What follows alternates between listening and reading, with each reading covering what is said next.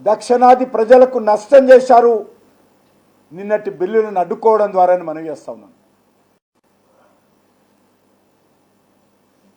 ముఖ్యంగా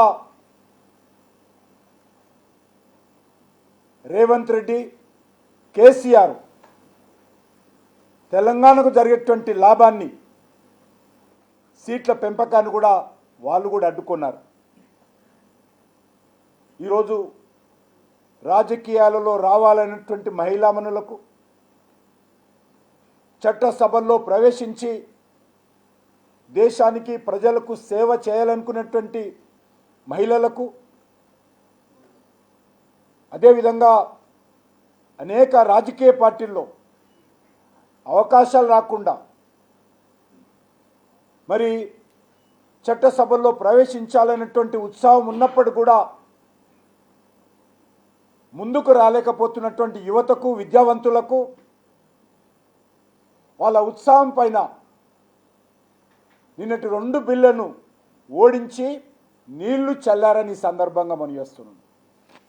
వాళ్ళ భవిష్యత్తు పైన నీళ్లు చల్లారు. ఈరోజు అనేక మంది బడుగు బలహీన వర్గాల కుటుంబాల నుంచి వచ్చినటువంటి వాళ్ళు, మహిళలు కావచ్చు, యువత కావచ్చు, వర్తమాన రాజకీయాల్లో చేరినటువంటి వాళ్ళు కావచ్చు, వాళ్ళందరి యొక్క ఆకాంక్షలను మరి నిన్న బిల్లులు అడ్డుకోవడం ద్వారా మోసం చేశారని సందర్భంగా మనం చేస్తున్నాను. ఇంతకుముందు చెప్పినట్టు 100 ఎన్నికల్లో ఓడిపోయినటువంటి రాహుల్ గాంధీ నేతృత్వంలో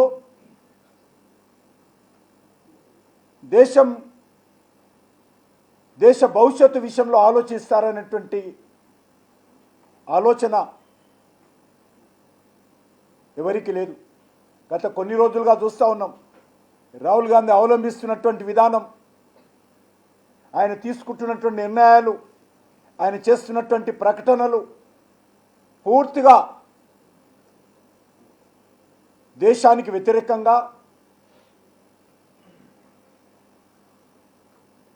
దేశం యొక్క ఇంట్రెస్ట్కు వ్యతిరేకంగా ఆయన వ్యవహరిస్తూ ఉన్నారు.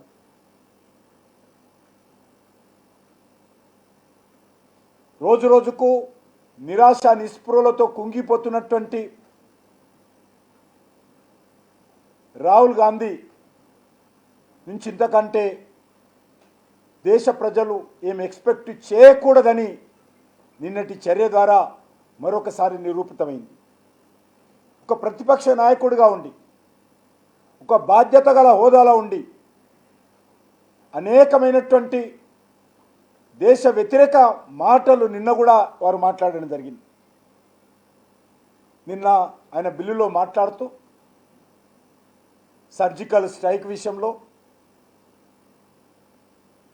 ఉగ్రవాదానికి వ్యతిరేకంగా, దేశ రక్షణ కోసం దేశ ప్రజల యొక్క ప్రాణాలతో చెలగాటమాడుతూ, దేశం యొక్క సమగ్రతకు, సమైక్యతకు దెబ్బతీస్తూ, దేశంలో శాంతి భద్రతలు భంగం కలిగిస్తూ, దేశంలో మతకళాలు ప్రోత్సహిస్తున్నటువంటి ఉగ్రవాదానికి వ్యతిరేకంగా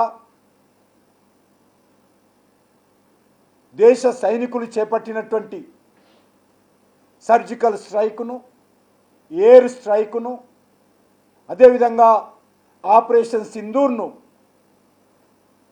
అవమానం చేసే విధంగా,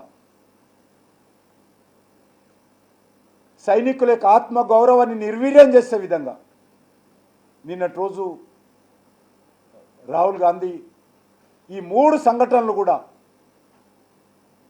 మరి మాయాజాలంతో, జాదుగారైనటువంటి మాటతో మరి పోల్చడం జరిగింది.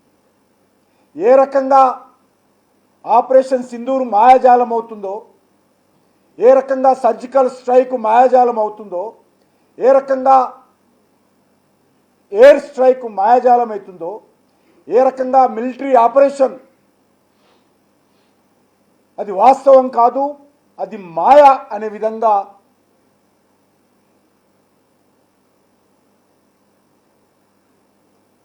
పాకిస్తాన్ ఉగ్రవాదుల మీద ఉక్కు పాదం మోపినటువంటి,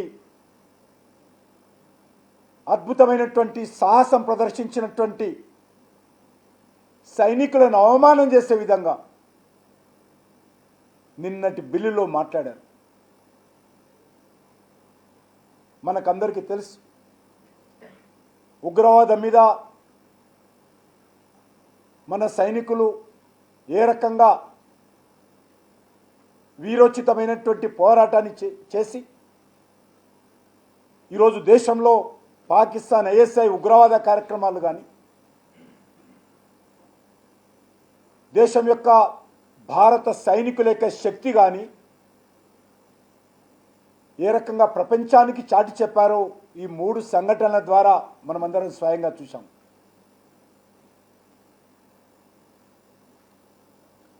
సైనికుల పోరాటాలను సైనిక శక్తిని ఒక మాయాజాలంతో పోల్చి ఈరోజు మొత్తం భారతదేశంలో ఉన్నటువంటి 140 కోట్ల మంది ప్రజలను భారత సైనికులను వాళ్ళ ఆత్మ గౌరవాన్ని అవమానం చేసినటువంటి చరిత్ర ఏ దేశంలో కూడా ఏ ఒక్కరూ చేయరు.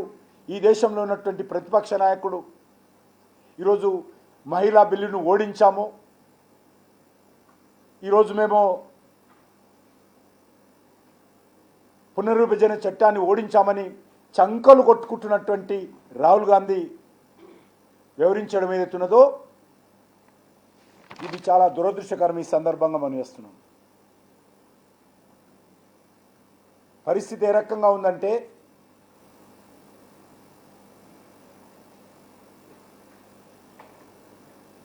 కాంగ్రెస్ పార్టీకి మార్గదర్శకుడు తెలంగాణలో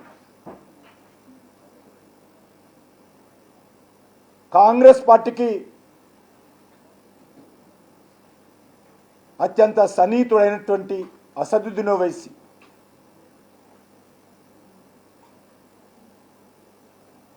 ఆయన కళ్ళలో ఆనందం చూడడం కోసం రేవంత్ రెడ్డి, రాహుల్ గాంధీ ఈ యొక్క బిల్లులను అడ్డుకోవడం జరిగింది.